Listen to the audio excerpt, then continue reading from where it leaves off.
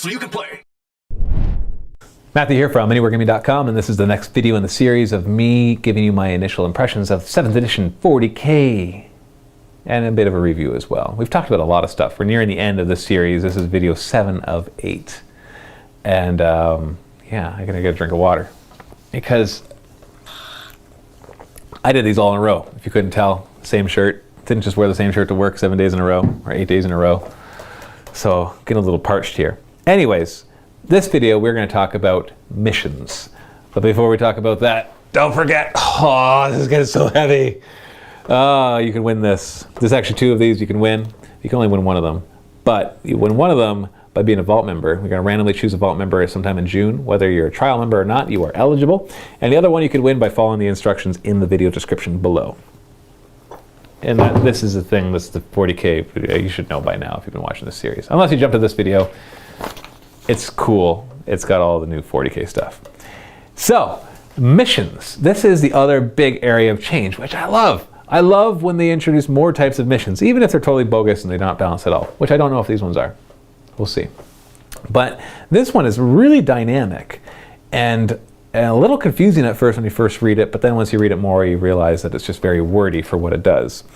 So before we get into the new Maelstrom, or however you're supposed to say that word, Maelstrom, or Maelstrom, or Maelstrom, whatever. This is potato, Maelstrom. So the first thing I want to talk about is deployment types. One thing I like, they still have the 3 deployment types from before, like Dawn of Warhammer, Anvil, and the diagonal one I never remember the name of.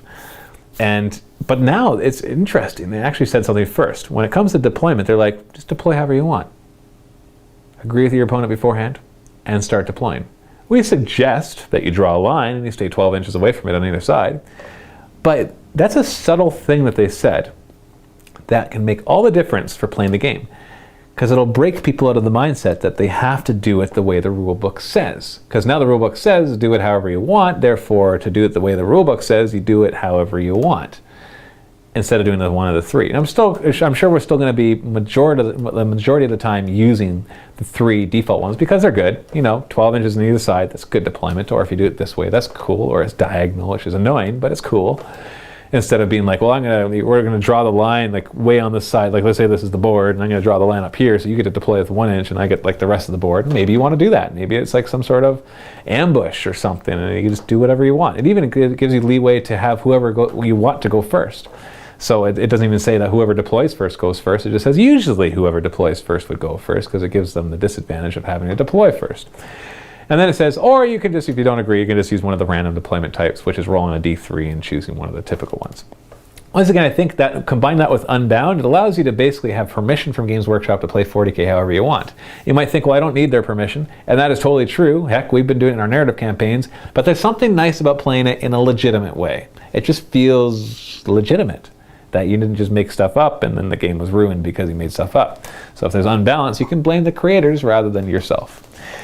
Also, we've already talked about this, but I got to address it again because this is about missions. Scoring units totally changed. Now, before it was just troop choices, and now it's everything except for flyers and flying monsters, creatures up in the air. And that's a big deal because now everything can score. That's all I got to really say. That's a huge change. And on top of that, you combine that with what I talked about in the last video with the Force Org change, that if you bring the Force Organization Army or the Battle Forged, that's what it was called. I keep calling it the Force Org Army. It doesn't really matter. Battle Forged Army, then your troops actually get to take objectives even if the opponent has something there. Unless they're, of course, troops from a Battle Forged Army as well, in which case it's contested. That's a big push to bring a Battle Forged Army. So also the other thing is night fighting. Both of you have to, you decide beforehand, is there going to be night fighting? It's no longer this 4+ roll, and if you fail it, then you got to somehow remember a mission, or in turn 5 that night fighting is in. I don't think I've once remembered that night fighting is supposed to come in turn 5, like ever. And now that doesn't. Now you just have to, beforehand, if at least one of the players wants night fighting, then you roll. On a 4+, there's night fighting turn 1. Otherwise, no night fighting for the whole game.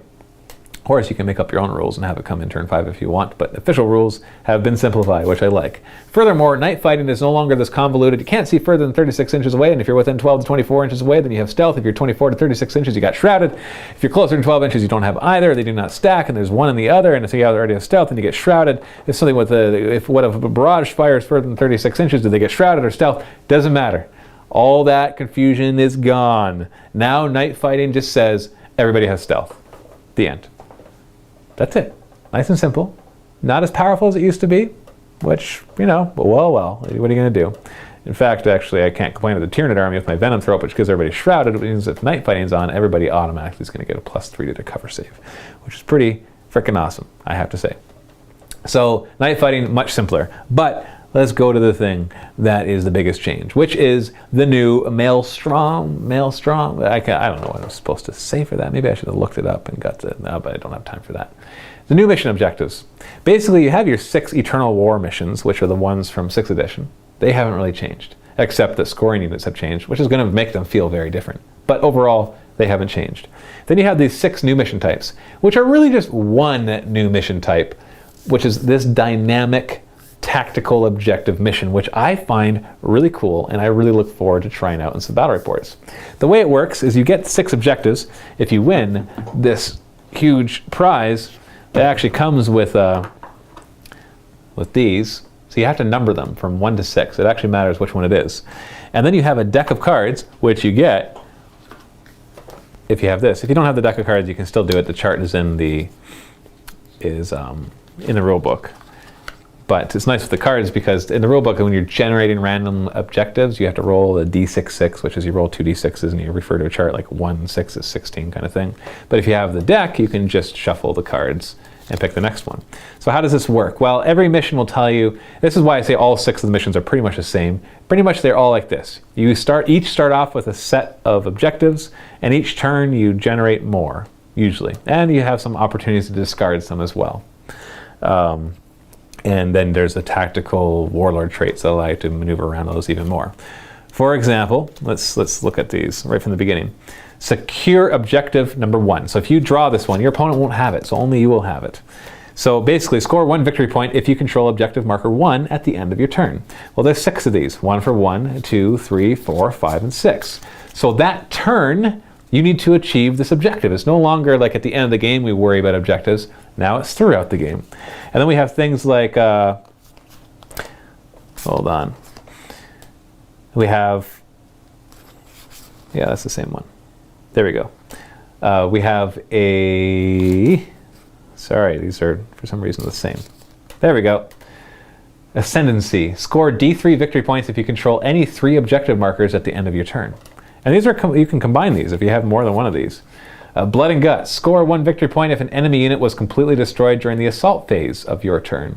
If you completely destroyed 3 or more enemy units during the assault phase of your turn, score D3 victory points instead. No Prisoners. Score 1 victory point if an enemy unit was completely destroyed during your turn. If you completely destroy between 3 and 5 enemy units during your turn, score D3 victory points. If you completely destroyed 6 or more enemy units during your turn, score D3 plus 3 victory points instead. It's kind of like kill points, but different, which is kind of cool because kill points was always unbalanced because you each would have different numbers of units. That's still kind of unbalanced because, you know, if you're going against like a Terminator army, killing 3 units is a lot harder than killing like 3 units of Gaunts or something. So you have all these different types of objectives, and each of the missions basically dictate how many you start with and how many more you generate throughout the game. But you always have these 6 objective markers throughout the field, and so you don't know which one you actually have to go for though, which completely changes it. You might be going for number 1 and your opponent doesn't care about number 1, he cares about 3 and 4. But he still has to think, well, what if he goes for number 1? So he needs to spread out and start covering those objectives. I think it is super cool to have a variety of objectives that change throughout the course of the game. I always found it a little kind of that in a normal objective game, you basically play to kill your opponent, and then around round 4, you start thinking about objectives and getting to them. So that by turn 5 or turn 6, you're already there. Maybe turn 3, you gotta start thinking about it. But not turn 1, not usually. You just start kind of getting yourself in position.